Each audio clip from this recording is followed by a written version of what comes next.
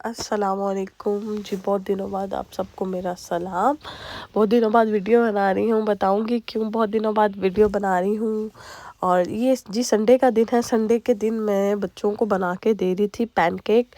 इस kind of pancake, पर मैंने इसको एंड पे कन्वर्ट कर दिया एक रोटी की सूरत में। और ये पैनकेक मैदे के नहीं है, मैं इसमें डालती हूँ ओट्स, मतलब दलिया। एक पैकेट दलिया लिया, यहाँ पे एक साशे मिलते हैं, उसमें मैंने डाला दूध, एक अंडा और थोड़ी सी चीनी, वनीला एसेंस। और इसको मैं अच्छे से बिल्कुल एक स्मूथ सा पेस्ट बना के इसको बना देती हूँ। एक स्मूथ सा पेस्ट बना के मैं इसको तवे पे बना लेती हूँ, क्योंकि इसकी कंसिस्टेंसी ना थोड़ी मुझे लिक्विड ही रखनी पड़ती है, क्योंकि ओट्स से समटाइम वो कच्चे रह जाते हैं, क्योंकि फ़ौरन ही ये पकता है। अंडा और दूध का करके ना ये फ़ौरन पकता है। तो जब मैं छोटे पैनकेक बनाती थी तो एक तो वैसे टाइम कंज्यूमिंग बहुत था, और फिर एक ये भी होता था कि उस पर शेप भी नहीं सही आती थी, क्योंकि इसका बैटर थोड़ा लिक्विडी में रखती हूँ। फिर मैंने सोचा, मैंने कहा अब ना एक ऐसा करती हूँ कि इसको ना ये मेरे पास बड़ा अच्छा सा पैन है, रोटी है और तवा पैन है, तो मैंने कहा इसको मैं पूरे तवे पे फैला देती हूँ। वो एक बड़ी रोटी बन जाएगी और बन भी जल्दी जाएगी और उसकी शेप भी नहीं ख़राब होगी। वो मैंने बड़ी रोटी बनाई और यहाँ पे मैं टेम्परेचर चेक करी थी कि टेम्परेचर ठीक है कि नहीं।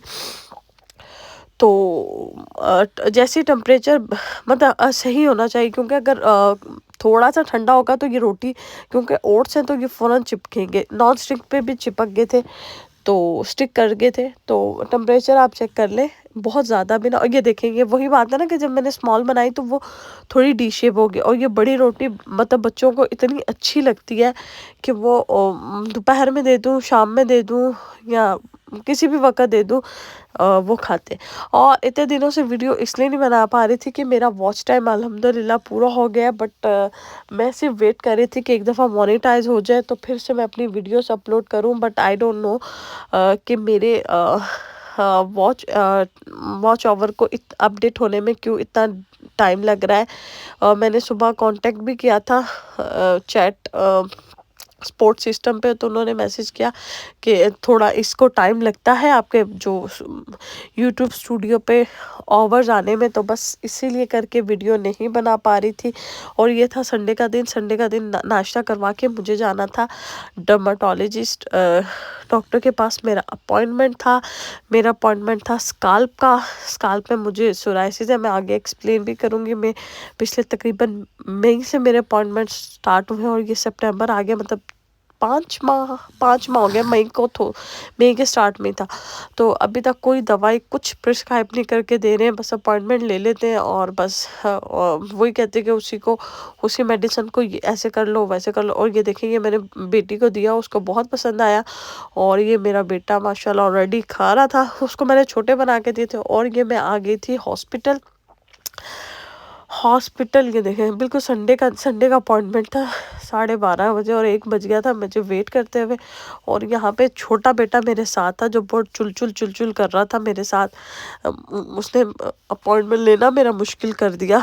और ये मैं दिखा रही हूँ कितना सुकून है, क्योंकि उनका हॉस्पिटल ऑलमोस्ट खाली ही था।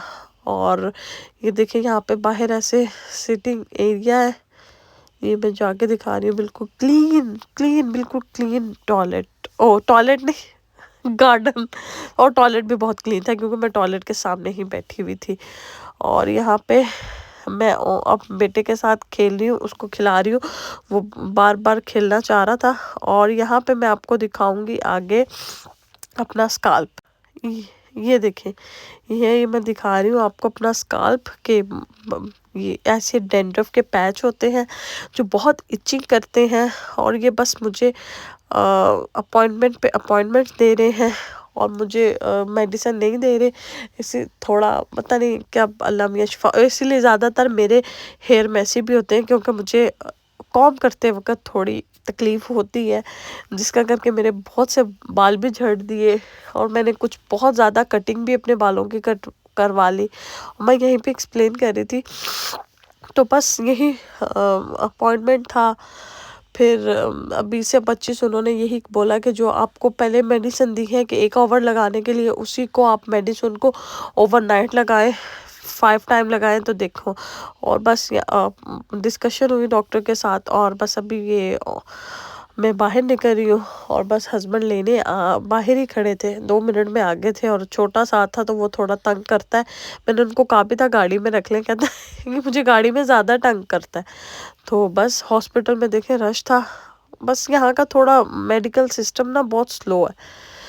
तो बस ये इसके सामने ही ये इसी हॉस्पिटल में हम आते हैं, इसी में मेरे बच्चे पैदा हुए हैं, इसी में यही एक नज़दीक लगता है। और ये देखें बच्चे आए कर रहे हैं और हस्बैंड लेने आ गए हैं। तो बस इसको छोटे को बिठाया, मैंने कहा ये मुझे बहुत तंग कर रहा था, कहते हैं ये मुझे भी करता है। तो बस उसके बाद ये देखें हम आए थे पेट शॉप पे फिशेस, मैंने फिशेस देनी थी अपनी फ्रेंड को। उसने कहा था कि अगर तुम जाओ तो ला देना। तो हम गए वहाँ पे, एक तो मैंने कह दिया कि गिफ्ट देना है, तो उन्होंने बोला कि ये अलाउ नहीं है गिफ्ट देना। और उससे पहले उन्होंने बोला कि कंडीशन हो कि आपका फ़िल्टर चलता हो। कोल्ड वाटर के लिए एक मशीन है जो वाटर का टेम्परेचर कंट्रोल करती है, उसको वो होनी चाहिए।